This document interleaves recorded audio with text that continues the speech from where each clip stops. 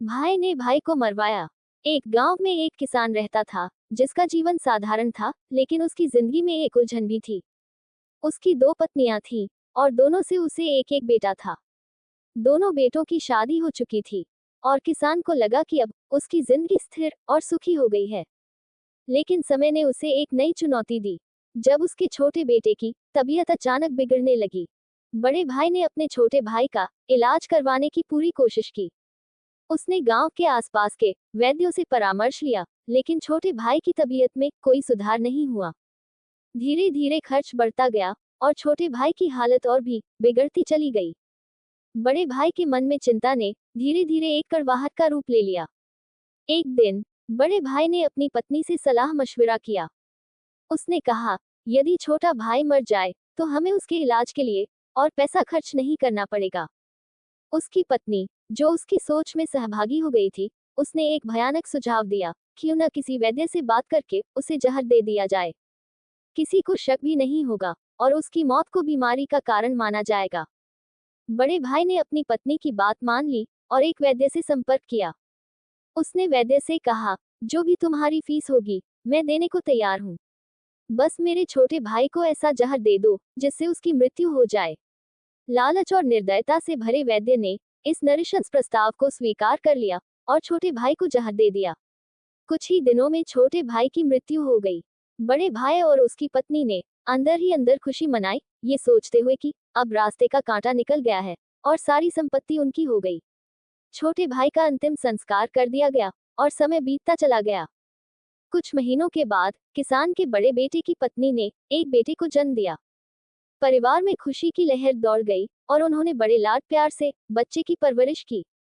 समय के साथ वह लड़का जवान हो गया और उसकी शादी भी धूमधाम से कर दी गई। लेकिन खुशी के ये दिन अधिक समय तक नहीं टिक सके। शादी के कुछ समय बाद बड़े बेटे की तबीयत अचानक बिगड़ने लगी। उसके माता पिता ने उसके इलाज के लिए हर संभव कोशिश की। कई वैद्यों से परामर्श लिया गया और जो भी पैसा मांगा गया वे देने को तैयार थे। अपने बेटे की जान बचाने के लिए उन्होंने अपनी आधी संपत्ति तक बेच दी, लेकिन उसका स्वास्थ्य लगातार बिगड़ता गया। अब वह मौत के दरवाजे पर खड़ा था। शरीर इतना कमजोर हो चुका था कि उसकी हालत देखकर दिल दहल उठता था। एक दिन वह लड़का अपने चारपाई पर लेटा हुआ था और उसका पिता उसे दुख भरी नजरों से देख रहा था। लड़के ने अचानक अपने पिता से कहा, भैया, अपना हिसाब पूरा हो गया है।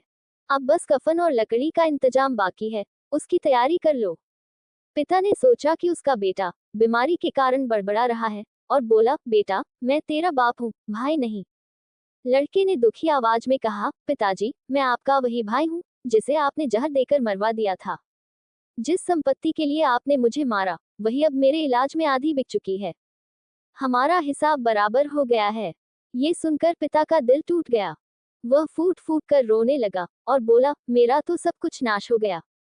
जो मैंने किया वह सब मेरे सामने आ गया। पर तेरी पत्नी का क्या दोष है, जो उसे इस बेचारी को जिंदा जलाया जाएगा। उस समय सती प्रथा चल रही थी, जिसमें पति की मृत्यु के बाद पत्नी को पति की चिता के साथ जला दिया जाता था।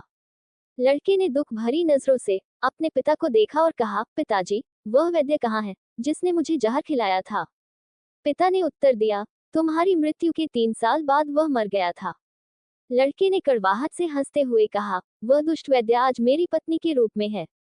मेरे मरने पर उसे भी जिंदा जलाया जाएगा।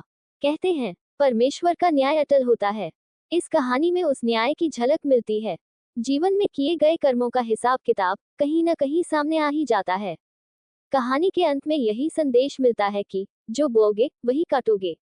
जीवन में सच्चाई और ईमानदारी से जीना ही सबसे बड़ा धर्म है। ये कहानी अच्छी लगी हो तो प्लीज चैनल को लाइक, शेयर और सब्सक्राइब जरूर करें। धन्यवाद।